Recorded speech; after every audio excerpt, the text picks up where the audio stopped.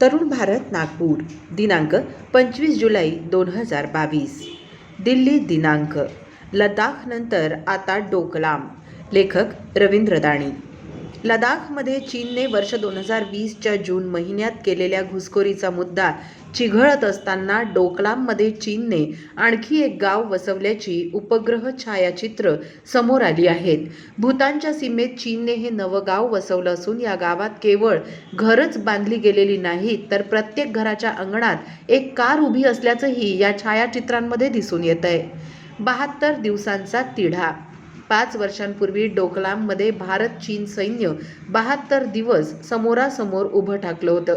चीनने भूतानमध्ये रस्ते बांधणं सुरू केलं होतं. याने भारताच्या सुरक्षेला धोका निर्माण होत होता, म्हणून भारताने चीनचा रस्ता रोखून धरला होता. नंतर हा पेचप्रसंग चर्चेतून निवळला. आता त्याच भागात चीनने अद्ययावत रस्ताच बांधलेला नाही, तर चक्क गावही वसवलेलं आहे, अशी माहिती समोर आली आहे. चीनने वसवलेलं हे 3रं गाव असल्याचं म्हटलं जातं. या गावाचं नामकरण चीनने केलं असून पांगडा या नावाने ते ओळखलं जाणारं गाव आमोचू नदीच्या काठावर वसवण्यात आलंय. चिकन नेक धोक्यात. लडाखपेक्षा ही नवी घटना भारतासाठी अधिक धोक्याची आहे असं संरक्षण तज्ज्ञांना वाटतंय. कारण भारताला पूर्वोत्तर भारताशी जोडणारा चिकन नेक नावाने ओळखला जाणारा जो अरुंद भाग आहे तो चीनच्या नजरेच्या किंवा माऱ्याच्या टप्प्यात येणार आहे असं तज्ज्ञांना वाटतं. सिलिगुडी कॉरिडॉर हा भाग त्याच्या संवेदनशील भौगोलिक रचनेमुळे चिकन नेक म्हणून ओळखला जातो. म्हणजे उद्या चीनने चिकन नेक ताब्यात घेतला तर पूर्वोत्तर भागाशी उर्वरित भारताचा संबंध खंडित होऊ शकतो. पुन्हा डोकलाम. चीन आणि भूतान सीमा 400 किलोमीटरची असून चीन भूतानच्या डोकलाम भागात आपले हातपाय पसरवण्याचा प्रयत्न करतो आहे. या भागात नवी गावं वसवून तिथे आपला दावा सांगायचा ही चीनची व्यूहरचना राहिलेली आहे. जमीन भूतानची वापरायची, त्यावर इमारत आपली बांधायची आणि मग या इमारतीकडे बोट दाखवून त्या जमिनीवर आपला दावा सांगायचा, हे तंत्र चीन अवलंबतो आहे. चर्चेच्या 24 फेऱ्या. लडाखमध्ये ज्याप्रमाणे चीन चर्चेचा खेळ खेळतोय तसाच खेळ त्यांनी भूतानसोबत खेळलाय. भूतानसोबतही चीनचा सीमावाद असून त्यावर चर्चा करण्यासाठी दोन्ही देशांमध्ये आजवर चर्चेच्या 24 फेऱ्या झाल्या आहेत. अर्थात त्यातून निष्पन्न काहीही झालेलं नाही. मग चीनने तज्ज्ञ गटाचं गठन केलं. यानेही अनेकदा चर्चा केली. साध्य काहीही झालेलं नाही. दुसरीकडे डोकलाम भागात चीनचं 3रं गाव आता अस्तित्वात आलंय. लडाखमध्येही तेच. चीनी नेते अधिकारी चर्चेचा लॉंग गेम खेळ कसा खेळतात हे लडाख सीमेवर चुसूल मोल्डो चौकीवर होत असलेल्या चर्चेतून दिसतंय. दोन्ही देशांमध्ये चर्चेची 16वी फेरी झाली. 12.5 तास चर्चा झाली आणि चीन 1 इंचही माघार घेण्यास राजी झाला नाही. 16व्या फेरीची हीच आहे गोळाबेरीज. भारताचे माजी परराष्ट्र सचिव विजय गोखले यांनी भारत चीन संबंधांवर लिहिलेल्या द लॉंग गेम या पुस्तकात चीनच्या व्यूहरचनेचं जे चित्रण सांगण्यात आलंय ते हुबेहूब सध्या सुरू असलेल्या भारत आणि चीन चर्चेत दिसून येतं. एकच सहमती. दोन्ही देशांच्या चर्चेत एका बाबीवर सहमती झाली, ती म्हणजे चर्चा चालू ठेवण्यावर. दोन्ही देशांना स्वीकार्य होईल असा तोडगा काढण्यासाठी चर्चा चालू ठेवण्याबाबत दोन्ही देशांनी सहमती व्यक्त केली. या आशयाचं एक निवेदन या फेरीनंतर काढण्यात आलं.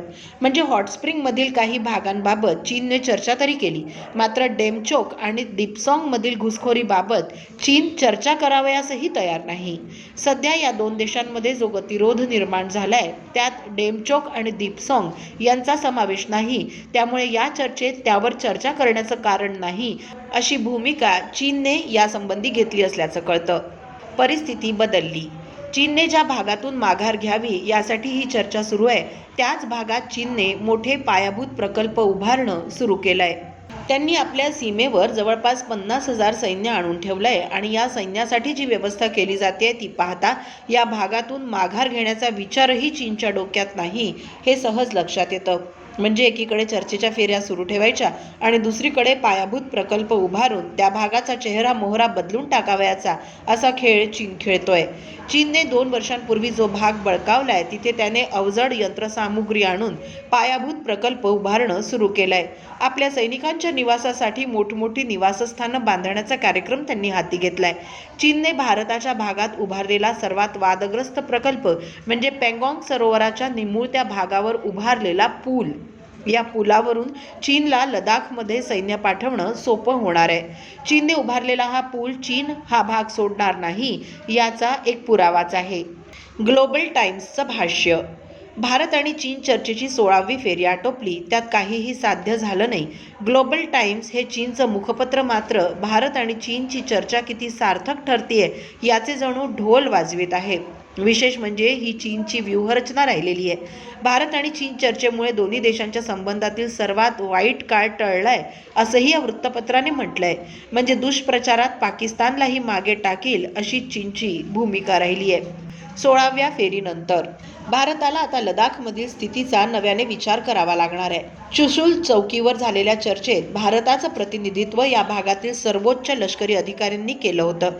लष्करामध्ये यापेक्षा अधिक वरचा स्तर राहू शकत नाही, कारण लष्कर प्रमुख अशी चर्चा करीत नसतात. मात्र लष्करी चर्चेची एक मर्यादा असते. लष्करी अधिकाऱ्यांची मनोरचना लढण्याची असते. चर्चा, मुत्सद्देगिरी हे त्यांचं क्षेत्र नाही. त्यामुळे लडाख चर्चा आता डेड एंडला आली आहे. या वर्षात झालेली ही चर्चेची 3री फेरी होती आणि मागील वर्षभरापासून कोणतीही प्रगती या चर्चेत झालेली नाही. लडाखचा चीनने बळकावलेला भाग भारताला परत मिळवावाच लागेल. त्यात कोणतीही तडजोड करता येणार नाही. मग यासाठी भारतासमोर चर्चेचे 2 मार्ग आहेत. एक तर राष्ट्रीय सुरक्षा सल्लागार किंवा परराष्ट्र मंत्री यांच्या चर्चेचं आयोजन करून मार्ग काढण्याचा प्रयत्न करणं, आणि समजा हाही मार्ग असफल ठरला तर दोन्ही देशांच्या सर्वोच्च नेतृत्वाची शिखर परिषद होऊन त्यात मार्ग काढण्याचा प्रयत्न करणं. शेवटचा मार्ग. चर्चेच्या माध्यमातून चीन मानणार नसेल तर मग भारताला आज ना उद्या लष्करी पर्यायावर विचार करावाच लागेल. भूतानच्या डोकलाममध्ये चीनने उभारलेलं गाव आणि भारताच्या सीमेत त्यांनी पायाभूत प्रकल्प उभारण्यासाठी चालवलेला सपाटा यामुळे भारतासमोरचे पर्याय कमी झाले आहेत. दिल्ली दिनांक या सदरातील रवींद्र दाणी यांचा हा लेख आपण तरुणभारत.net या संकेतस्थळावरही ऐकू शकता. असेच अभ्यासपूर्ण लेख ऐका फक्त डिजिटल तरुण भारत सोबत. त्यासाठी आमच्या YouTube चॅनलला लगेच सबस्क्राईब करा, लाईक आणि शेअरही नक्की करा. धन्यवाद.